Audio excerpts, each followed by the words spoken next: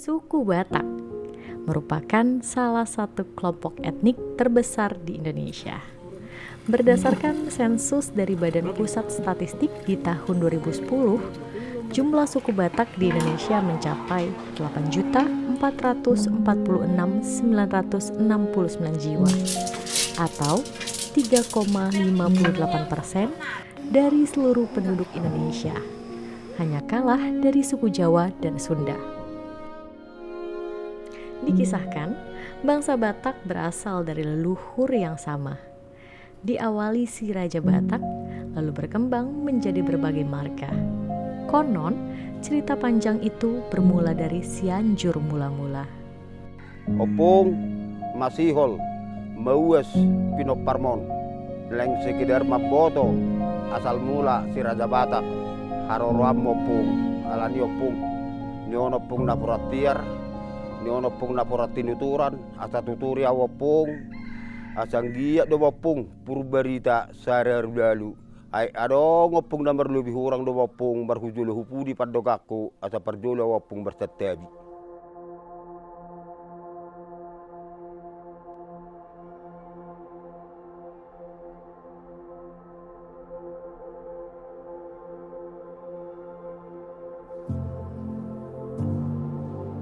Berjarak sekitar 15 km arah barat dari Pangururan, ibu kota Kabupaten Samosir, kawasan Cianjur mula-mula diapit perbukitan dan tebing-tebing kaldera Toba. Menjadikan kawasan ini tidak hanya syarat sejarah, tapi menyajikan pula panorama alam yang memanjakan mata. Si Raja Batak yang dipercaya sebagai nenek moyang bangsa Batak konon mulai bermukim dan membangun peradaban di kawasan ini. Seperti yang disampaikan Pak Oloan Sagala, tokoh adat desa Cianjur mula-mula yang lahir dan besar di sini. Saya datang ke sini mau ini belajar tentang sejarah suku Batak, Raja Batak, Amang. Boleh dikasih tahu, Amang? Oh iya, kalau sejarah Batak ya ada peninggalannya di sini, ya ini tempatnya. Ini namanya. Disinilah dulu nenek moyang kita, Raja Batak. Ini tempat apa ini, Bang? Ini tempat nenek moyang kita, Raja Batak. Si Raja Batak. Dulunya nenek moyang kita datang dari pesisir intah dari India belakang. Nyampenya di sini. Jadi udah nyampe di sini, dilihat gunung-gunung ini semua. Jadi nggak bisa lagi lewat ke arah daerah arah utara, nggak bisa lagi, udah gunung semua ini. Jadi dia jadi tinggal di sini. Si Raja Batak itu di sinilah tinggal. Lama-lama dia berketurunan, ya pasti adalah pelebaran rumah tangga. Anaknya adalah berkampung di situ. Jadi udah punya keturunan dari sinilah, disuruh ke sana, ada ke Dairi, ada ke Tanah Karo, ada ke Simalungun, ada ke Mandailing. Berarti untuk keturunan Raja Batak sendiri dia udah ke beberapa daerah ya sekitarnya. Dan ini berarti patung dari si Raja Batak dan istrinya ya, Amang? Ini istrinya dibawa dari sana itu, dari katanya kalau cerita nenek moyang kita dari Hindia. Dari Hindia, Hindia belakang. Amang tadi kan udah dijelasin nih tentang historikalnya Raja Batak. Nah, saya ada lihat nih ada rumah adat itu rumah adatnya Orang Batak.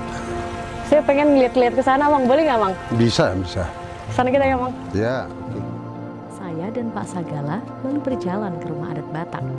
Letaknya tak jauh dari lokasi kami bertemu. Di sana, beliau menjelaskan tentang banyak hal, mulai dari simbol-simbol khas Batak hingga beragam tata cara ritual orang Batak untuk berdoa. Jadi ini rumah adat Batak ini. Adat Batak. Jadi ini tanda Desa Nawalu itu. Apa artinya ini, Bang? Kalau di Batak ini Desa Nawalu lah. Mulanya matahari, terbitnya matahari, terbenamnya matahari, di sinilah ini. Inilah lambangnya emang ya. Ini utara, selatan, barat, itunya tuh, yang 8 itu. Jadi di sini harus terarah orangnya. Nah, Mang, ini kan rumah dari Raja Batak nih, Mang. Ya. Ini dibuatnya kapan ini, Mang? Dibangun? Ya dulu dia waktu si Raja Batak itu ya, cuma gubuk. Gubuknya termasuk dari bukan ada gergaji, cuma kayu bulat diapakan gini, Disusun lah gitu disusun ya, Mang, ya? biar bisa dia orang itu dalam keluarga itu tenang, nggak kena hujan.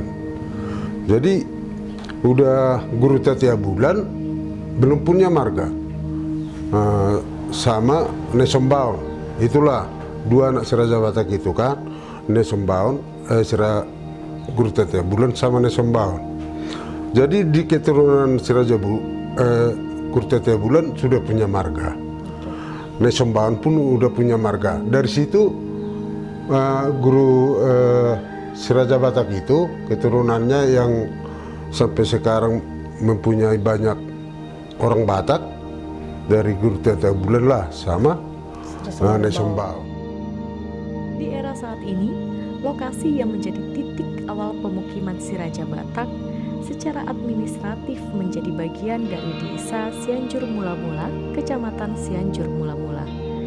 Meski menjadi titik awal bermukimnya si Raja Batak, lokasi ini konon sempat ditinggalkan.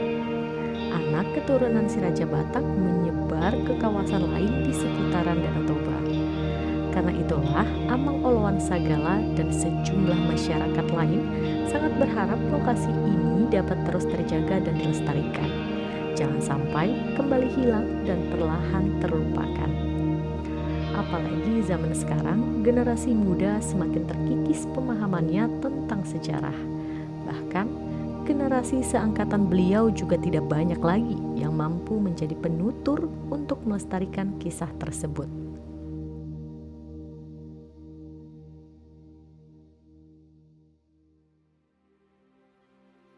Masih di kawasan Cianjur Mula-Mula, kepingan sejarah peradaban si Raja Batak juga terpancar melalui keberadaan Sopo Guru Tatia Bulan. Sopo dalam bahasa Indonesia bisa dimaknai sebagai rumah. Adapun Guru Tatia Bulan ialah anak pertama dari si Raja Batak. Sopo ini mulai diresmikan sejak tahun 1995 sebagai pengingat bagi seluruh anak keturunan Guru Tatia Bulan. Di Sopo Guru Tatia Bulan, saya bertemu dengan Amang Mitro Limbong.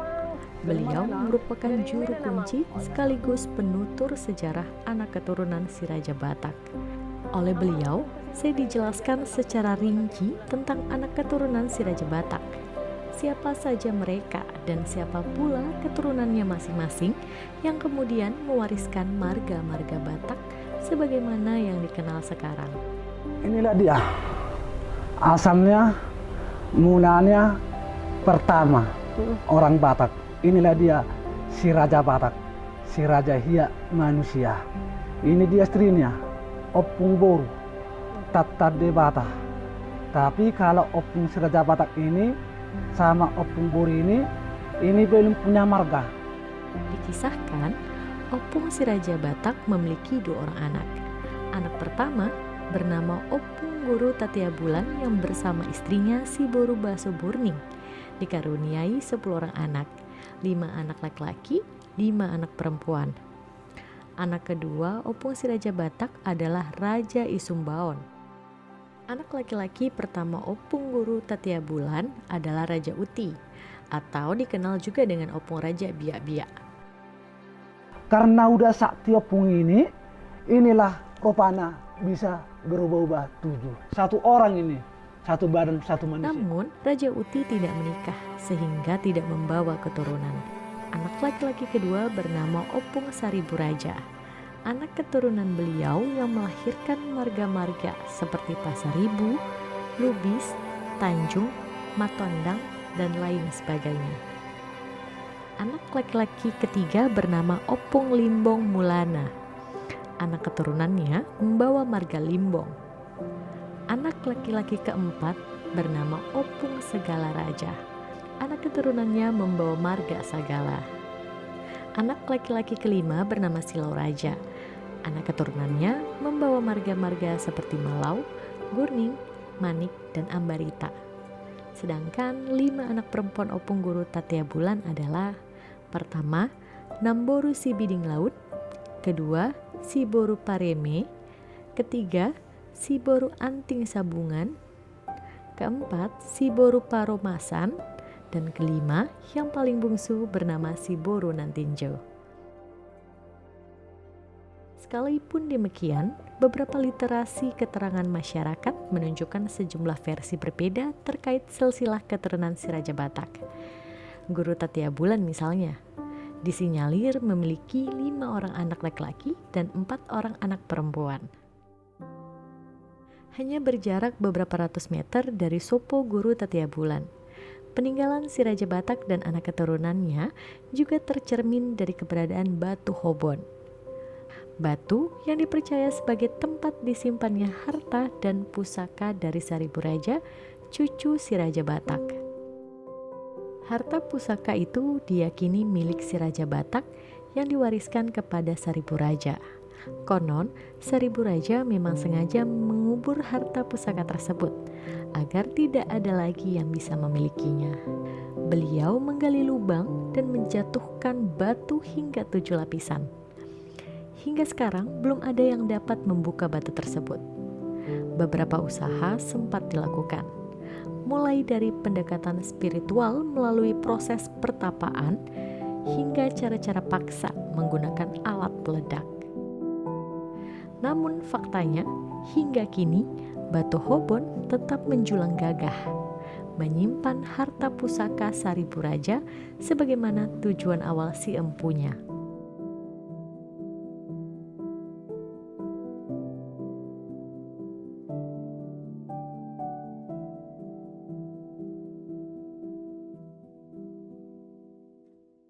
Cianjur mula-mula merupakan gudang peradaban bagi bangsa Batak.